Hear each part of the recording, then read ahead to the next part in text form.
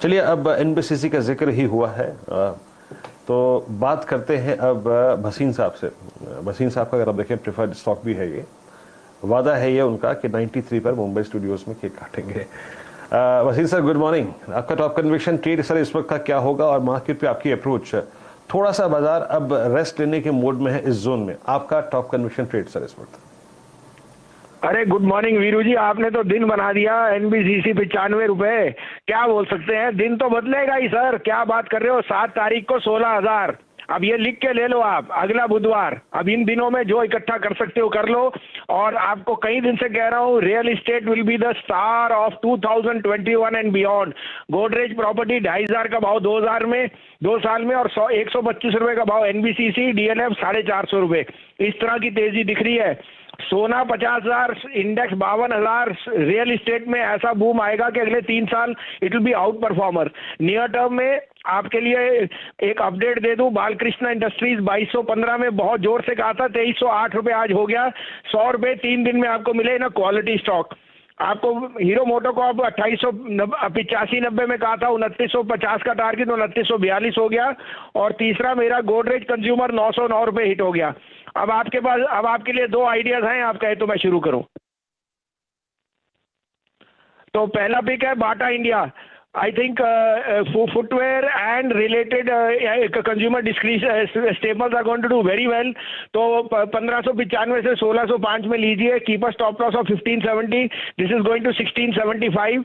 The other pick again would be the best play on the rural incomes rising and the receivables and the reprieve which the State Bank RBI has given on small lenders. तो बंधन bank 24-24.5 में लीजिए। Stop loss of 18 rupees, 340 to 343 to 345 का target.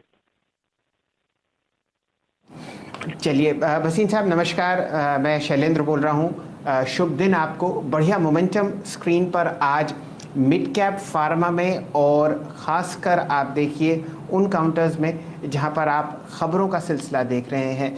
Mid cap pharma में आपकी कोई पसंद हो तो उस पर भी चर्चा कीजिए। नहीं, मिड कैप में मैं इतना वो नहीं, मगर मैंने आपको कल भी 2 दिन से कह रहा हूँ, कई दिन से सन फार्मा ने एक रेस्ट पीरियड किया है। अब सन फार्मा 750 रुपए के जाएगा तब बात करेंगे। लेकिन मैं यहाँ अभी भी कहता हूँ, Cipla, Sun Pharma, Lupin, this whole basket is very good. So if you want to take little risk, you can go into mid cap. But when the frontliners are giving you such a good opportunity, you can add an Aurobindo. I think these 3-4 names will do extremely well. एक update भी दे दो, कल मैंने हैवल्स और Tata consumer कहा था आज के टॉप गेनर्स हैं। Look for another 2% spread on the short term, but another 5% spread at least if you are slightly longer term. चलिए भसीन साहब, आपका बहुत बहुत शुक्रिया, आप हमारे साथ जुड़े। डायरेक्टर साहब ज़रा एकदम लेके आइए बाटा इंडिया का कैंडलस्टिक चार्ट, और जो बखूबी आपको भसीन साहब की स्टॉक पिकिंग में दिखेगी वो विदित होगी स्क्रीन पर। लगभग पिछले 3 हफ्ते से लगातार आपको ये काउंटर लाल निशान दिखाता हुआ दिखेगा, 10 ट्रेडिंग सेशंस पे लाल निशान। और अब जब ये अपनी छोटी EMIs पर रेस्ट ले रहा है तो यहाँ पर आपको एक अच्छा positional buy call Bata India पर आता हुआ दिख रहा है। वीरेंद्र जी, आप कुछ टिप्पणी कीजिए बाटा इंडिया पर, तब तक मैं आपको 2-3 फार्मा स्टॉक्स पकड़ के दिखाता हूं। शानदार रैली यहां पर है, और जायसवाल साहब का जो पहला पिक था आज विनती ऑर्गेनिक्स, वो अब दिन के उच्चतम लेवल 1950 को भेजता हुआ। बाटा शैल जी, आज इसने एक पॉज लिया है। दरअसल अगर आप कैंडलस्टिक चार्ट देखें, डायरेक्टर साहब कैंडलस्टिक चार्ट रखिएगा, 22 जून यानी रोल ओवर प्रोसेस जब शुरू हुई थी उससे पहले अगर आप देखें स्टॉक बहुत स्ट्रांग था, लेकिन सडनली अगर आप देखें 22, 23, 24, 25 में ये गजब गिरा, और आज पहली बार इसने एक पॉज लिया है बाटा ने। एक बार चार्ट लिखिए डायरेक्टर साहब प्लीज। आज वॉल्यूम्स थोड़े ठीक ठाक हैं, कल के लो को वॉलेट नहीं किया, और इस वक्त का जो प्राइस है बाटा का 1598 अगर आप देखें, ये आपके स्क्रीन पे कैश है, और ये इसका exactly 20 day exponential moving average है।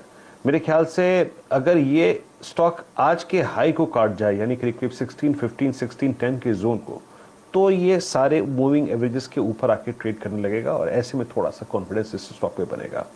शैल जी।